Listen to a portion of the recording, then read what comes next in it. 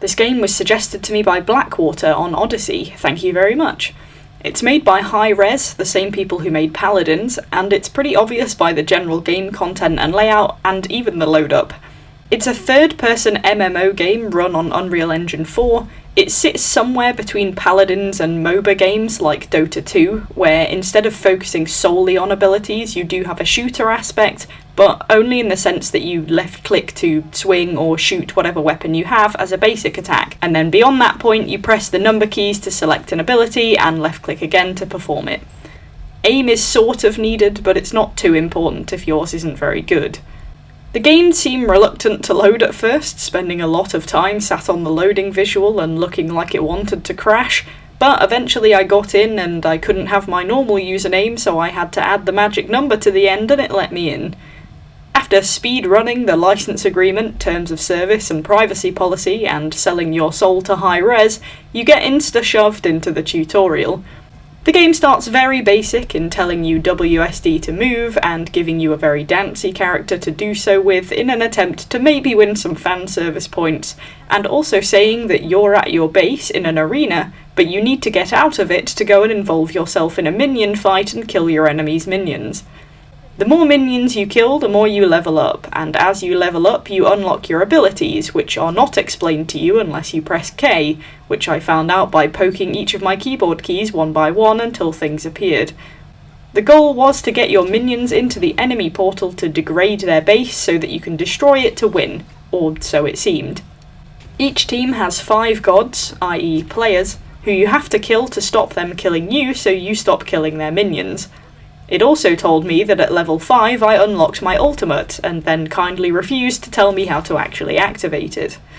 You basically scrap with the other gods and Shinhite minions until they're all dead enough for your own minions to invade their portal. You gain tickets during the fight. It never bothered explaining to me what they do or why I had to win the game by getting the enemy to 0 tickets. My guess was that you gained them with kills and used them to respawn, but it never explicitly told me. Speaking of respawning, the game encourages not dying, which you can do by pressing B to chicken out and warp back to your base to fully heal. But beware, it takes 5 real seconds, during which someone can and will gut you.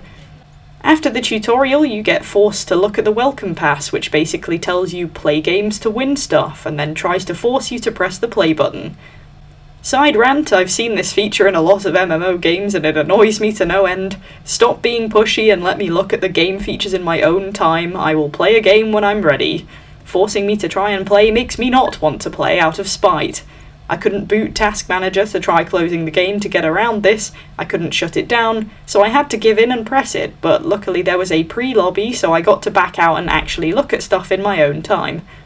Saying that, I then went through all the game features, and I'm going to skim this because it's standard typical MMO stuff, and if you've ever played Paladins, this is where the layout is pretty much identical. You have your menu of a small selection of gods, numbering only 121, with some already unlocked, 12 being starters, and the rest being promotional that you can try out for a limited time.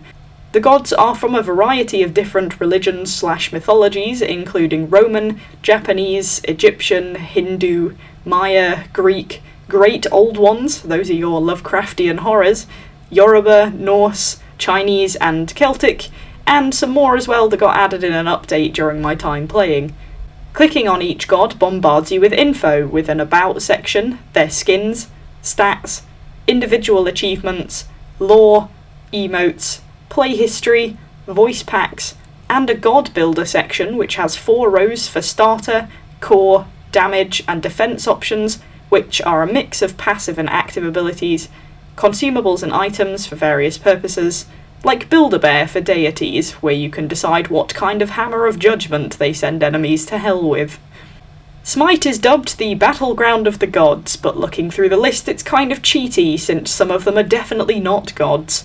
Like Cerberus, the dog that guards the gates of hell, Medusa the Gorgon, who is a monster, Charybdis, who is a living whirlpool monster, King Arthur, who is not a god, Merlin, who is a wizard, Mulan, who is self-explanatory, and Arachne, who was a woman who challenged Athena to a weaving competition and won. And like all Greek gods who don't get their way, Athena screwed her life up forever and she was turned into a spider. Just for being good at something. The next few sections are dedicated to parting you from your hard-earned money, like Gabe Newell and a well-timed Steam sale. As with every MMO, there are two types of currency. Favour is the standard type earned in games, and gems are the harder type to find. Chests and most cosmetics are usually gem purchases, but some of them, and things like gods, can be purchased with both gems and favour. You can get gems with real money or unlocks in the battle pass and daily rewards.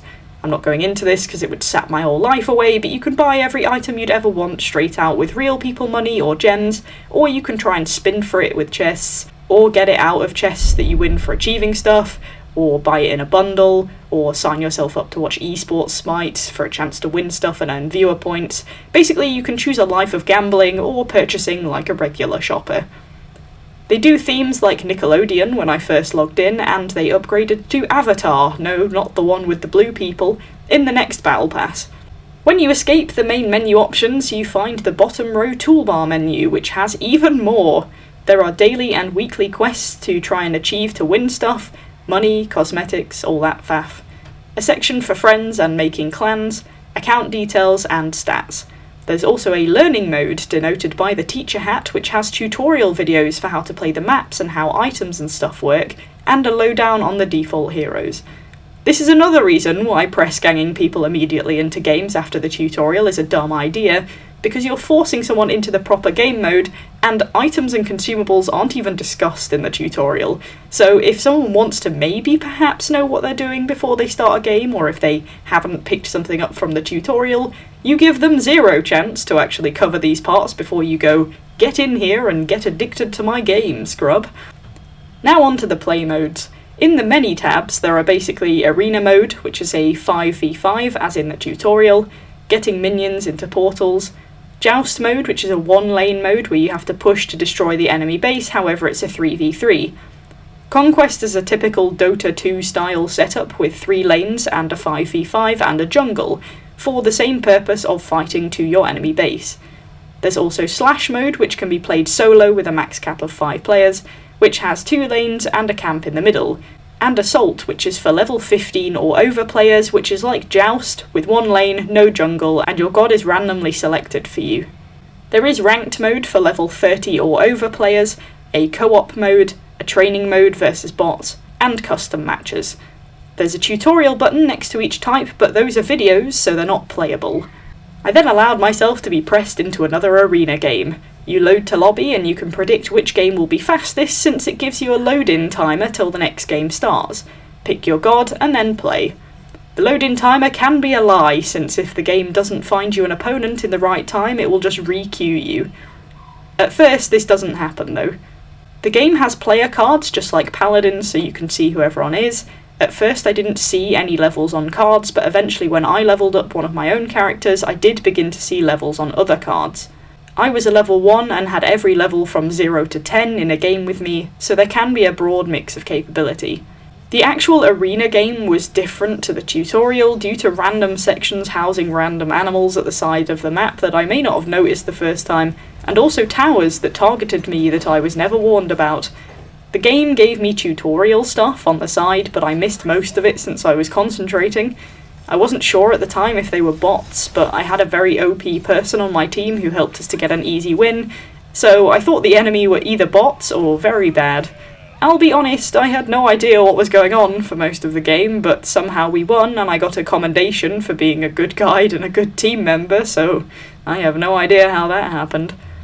Then I sat down, cracked open the books and got studying via the tutorial videos and learned a few things.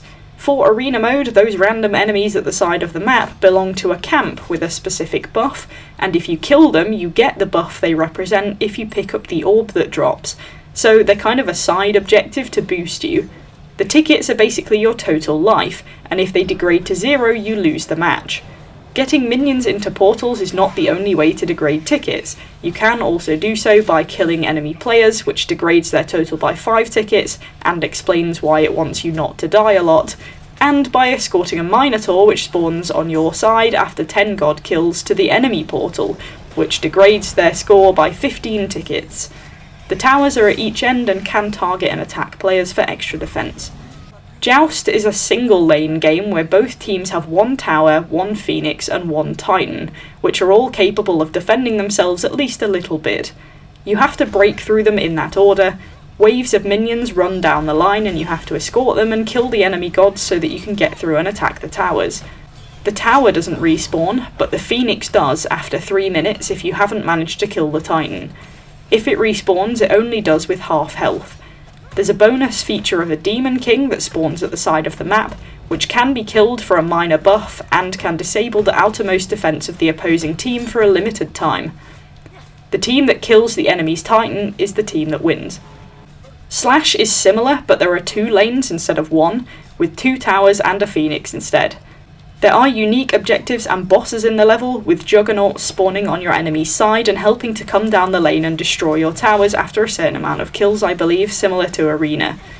An Apophis spawns in the centre of the map and gives a buff to the killer, kind of like the Demon King. Conquest is the full mode, with 3 lanes and a jungle in a typical MOBA style. You have 2 towers and a phoenix, get sorted into a game by whichever role you elect as your primary or secondary, though the game does say that you might end up not getting the role you like and you'll just have to deal with it pretty much. There's supposedly a set method to it, with carry and support on a long lane, mid in the mid lane, solo on the other long lane, and the jungler in the middle killing jungle camps and jumping out to surprise attack enemies. Again, you have to work your way to the opposing side and kill the enemy titan to win. There are enemies that spawn in the jungles for a buff, such as the Gold Fury and the Fire Giant. These give gold, XP, and strength buffs. The item shop is explained to the point that you can carry maximum 6 items and the order you buy them matters, though you have to scroll through the item shop to actually figure out what they all are. Relics also exist, they're user activated and give you a short-term benefit. You get 2 at the start of the game and you can change one to a different one at level 12.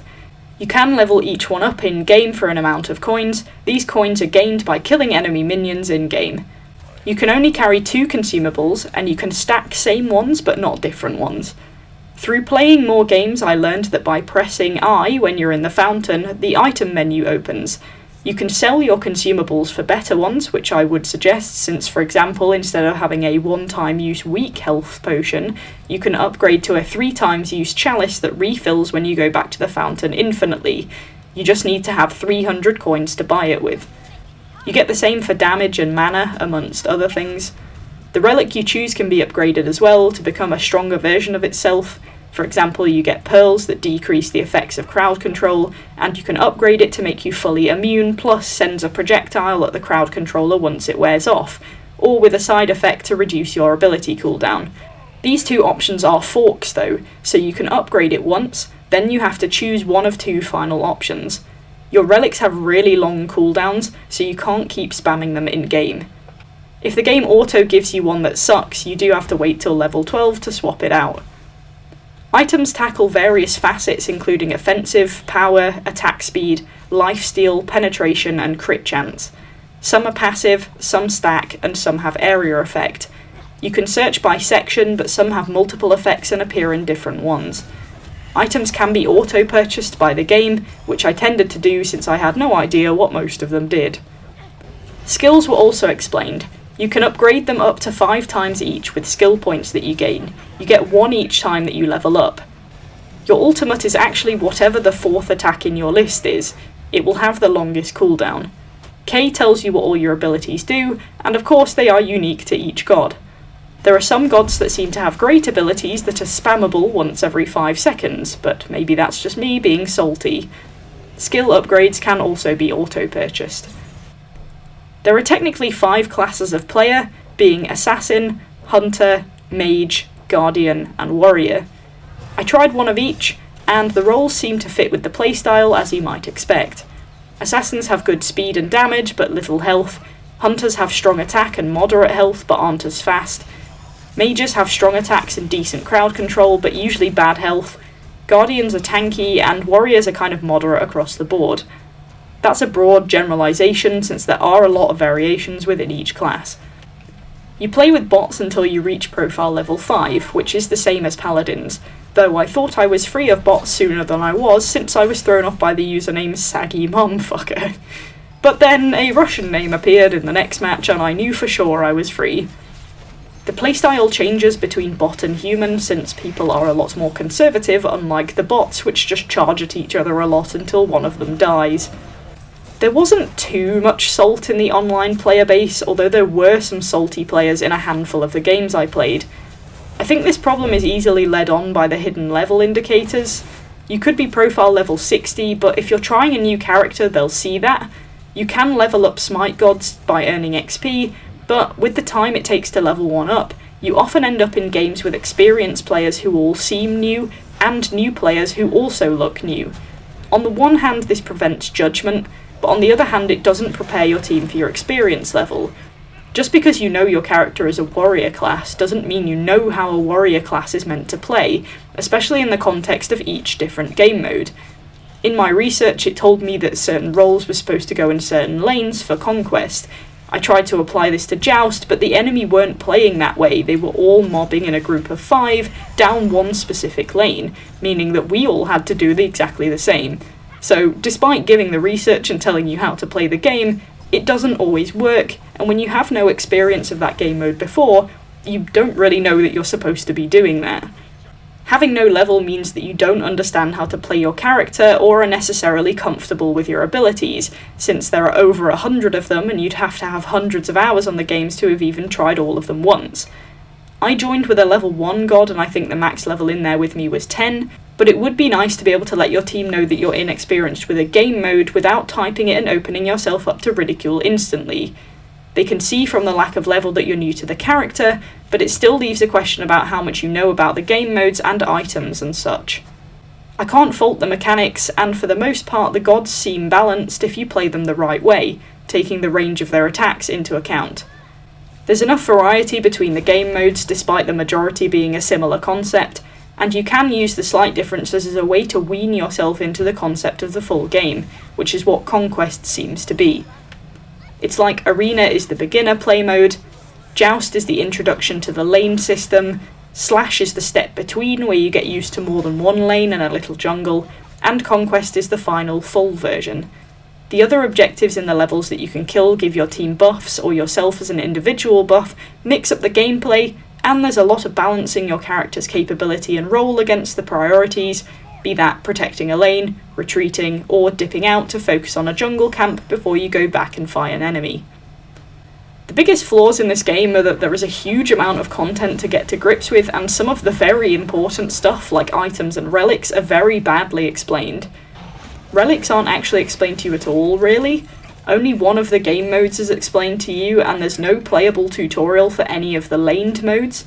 You could say that playing with bots in training mode is the way that you have a tutorial for the laned modes, but very often it's nice to be able to ask a real person because bots will not explain anything to you, and often when you try to go and explore and see what things do, you end up getting killed by an enemy.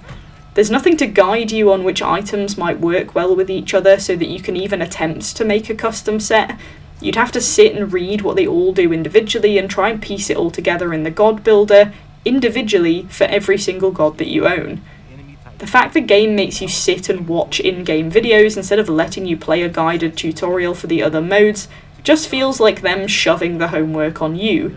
There are a lot of gods, and some might fit your playstyle quite well. Hopefully one of those will be within the starter set, because otherwise you're in a bit of trouble. It is a game that you can sink a lot of time into, however, and it's good looking with good sound effects. I do like the fact that you can still buy skins that were part of promotional events after the fact, since in Paladins they're often locked and you don't really stand a chance of getting them again. Your games will go as well as your ability and your teammates, which is a given with MMOs, and the actual control of the characters isn't really that hard to begin with because you only have 4 abilities to understand, and everything is just a number key and a left click. To pick up and play, it's easy. To understand and master, it will take a lot more time. Some players unfortunately won't have any patience waiting for you to do that. All in all, I would give Smite an 8.5 out of 10.